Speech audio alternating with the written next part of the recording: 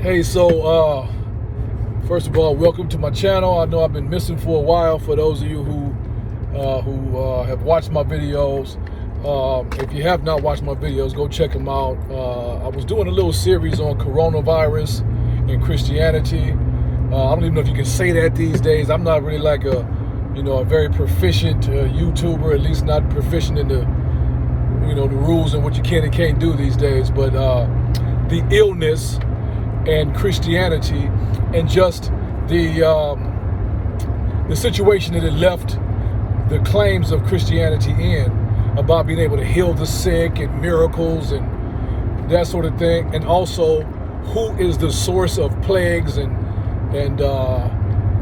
pandemics and viruses and stuff like that. So go check those out. I think there's 3 of them that I have there. This one ties in the sense that this is about Derrick Jaxn, who, I smile when I talk about him, not because I'm happy about the pain. A sister pointed out to me that when I'm laughing and I'm gleeful about this situation, that I gotta be mindful that there's a victim here. And my heart goes out to that sister, and I really do wish her peace, because you can see that she is torn up. You know what I'm saying? Which, it's like that kind of pain can only happen at the hands of a man, but not just any man, a particular man, because all men screw up, but in some way or another, all humans screw up in some way or another. Our tests are not the same as men and women, but men screw up, but the level of deception before and after the screw up, and I say the level of deception because all deception is wrong, right? But the amount of fronting that this guy has done, compared to how low he was really in life, how low of a person he really was. I mean, it's just, the contrast is like night and day. And whenever you see that, it's worse than an average person just doing what average people do and making an average mistake or some sort of average screw up. So what I wanted to address was the Christian aspect, because I had been listening to this guy. I've heard little clips here and there from people, and I've heard women, throw him up in my face to show what a model man is supposed to look like, and give me some idea of how far off I am from being the perfect man, because I'm honest about my capabilities as a man, and I'm honest about my frailties as a man. And there was a time when I was a younger man when I may have lied about those frailties in order to have my way with a woman, or to have her let her guard down and give me what I wanted, right? And then after a while, you learn that if that's all you're after, if you want to have the highest amount of success, you just watch the people who are the most successful with women in that way, and it's the liar. So you learn that lying is the best way. But as you get older, and you become more in touch with your emotions, you find yourself holding back a tear in a movie and stuff like that. I don't know if it's because of your testosterone subsiding some, or what it is, but like, I just started to be able to empathize with people more as I got older. Maybe it's because you also come in touch with your with your own mortality. That I'm not unhurtable, unharmable, emotionally. I can be hurt. So once you see that you can be hurt and you've been hurt, it makes you more conscious about not hurting people. But anyway, I'm kind of rambling. I just wanted to just kind of, get some thoughts out about it. But when I heard him talking and bringing up biblical marriage, it seemed I don't know if he's always done this. Is this something he's always done? I don't know, because I've only watched little clips. So I didn't know that. And then later on, I watched his wife, and she is not only regurgitating the stuff that she's heard in these churches, right? And but she is reenacting the way she heard it. I'm putting on the breastplate, the armor of God, the helmet of God. You know, it's like they have somehow associated, like it's a culture of churchianity. It's loosely based on Christianity, or it's loosely based on the Bible, but it's a whole culture unto itself. It is in most cases totally contradictory to the Bible. Sometimes that's a good thing, because if you did some of the stuff that the Bible suggested that you do, not only would you be in jail, but you'd be wrong, you know, for doing it, and you would deserve to be in jail because the shit is stupid. You know, but you know, you can see how programmed she is. I mean, she really went into like robot mode and started to, you know, kind of look like, I don't know if you remember Max Headroom back in the day, you know, just, I have on the bonnet of God, I have on the armor of God, the faceplate, Jesus, hallelujah. And that type of person, when you don't have coping skills, and coping skills, which should be a set of skills to deal with life as it comes to you, are not given to you, and what's given to you in place of that is an invisible magic man in the sky that some man told you existed. Because make no mistake about it, the same type of man that told her that he was faithful is the same type of man that told her that there was some magic man in the sky. No magic man in the sky came to her and told her, I am Jesus, I am God, this is my book, read this, these are the right things. No, some guy told some guy who told some guy. And in black people's history, if you go back far enough, there was some white preacher, then eventually some white preacher trained some black preacher who taught your great-great-great-great-grandparents, who passed it down and passed it down and passed it down. And here you are as a black Christian, signed up with the people who raped and beat and tortured your ancestors. And I know you got the people out there that'll say Christianity was in Africa. That's very disingenuous, because the Christianity that you're practicing here in America has nothing to do with that. And you know, even that Christianity was not native to Africa. It was some outsiders who brought that over to some people in Africa who joined up with that nonsense, and then they also helped to kidnap the non-Christians and put them on the slave ship in conjunction with their white Christian European brothers. So our original sellouts who sold us out, working with the enemy, was the first African Christians prior to slavery. So yeah, it existed in Africa, but not in any way that you should be proud of. And, you know, so I watched the lady, and like I said, my heart goes out to her. This is not to make fun of her. This is just to highlight the damage that Christianity does and allows people to do to you, right?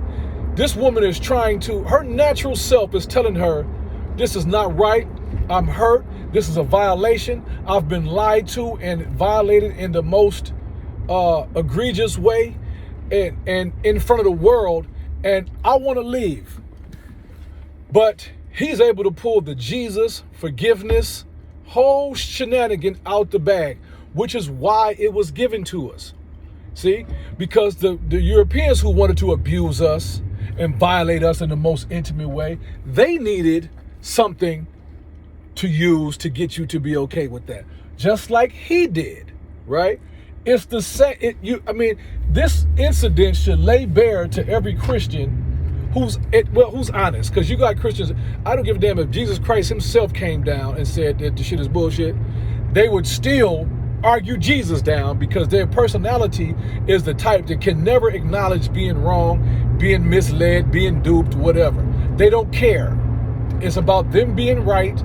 It's about them holding on to something and not having to do the work to let it go and to find new ways to cope and deal with reality, instead of living in a fantasy and trying to bring your fantasy into reality. Because you've never seen a Jesus.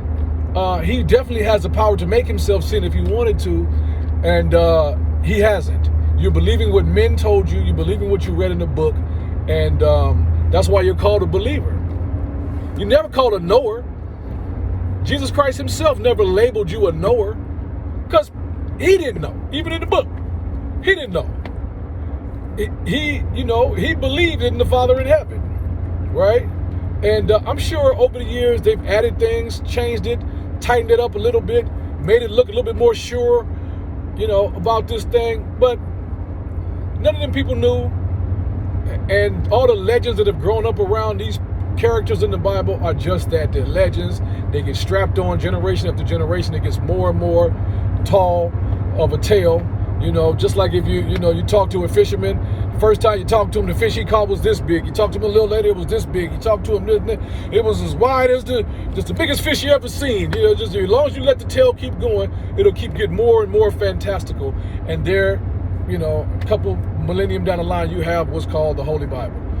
And this situation, in my opinion, should really lay bare, like that this thing is a fraud, and it's a tool that's used to manipulate people, to enslave people, to abuse and misuse people, and it creates a fertile ground to be able to get away with that without receiving proper justice.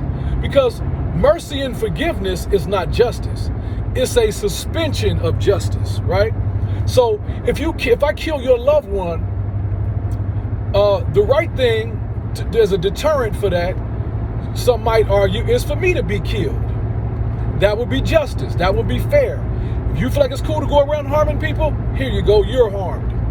And as if you evolve as a person and you don't want to be harmed, then you won't harm people, right? And that's the goal.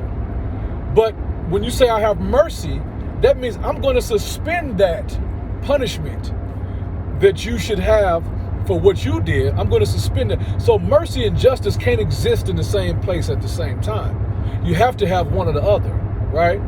So because mercy is not justice and vice versa.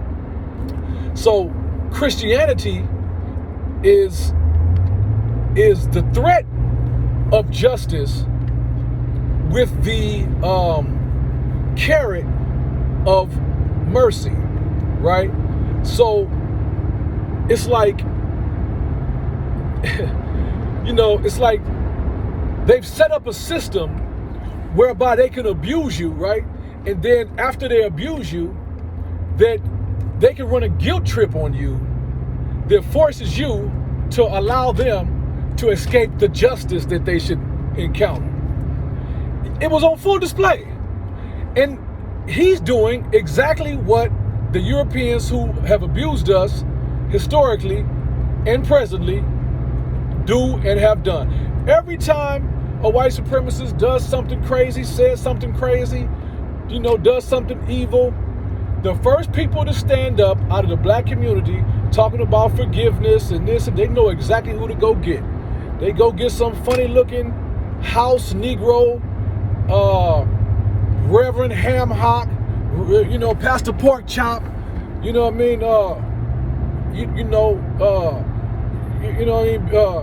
got them at Bishop Bacon, and get them out here talking about forgiveness and love. And when it's time for us to bring justice, since we can't get justice in this country, when we get to the point that we say, well, goddamn it, we're going to take some justice.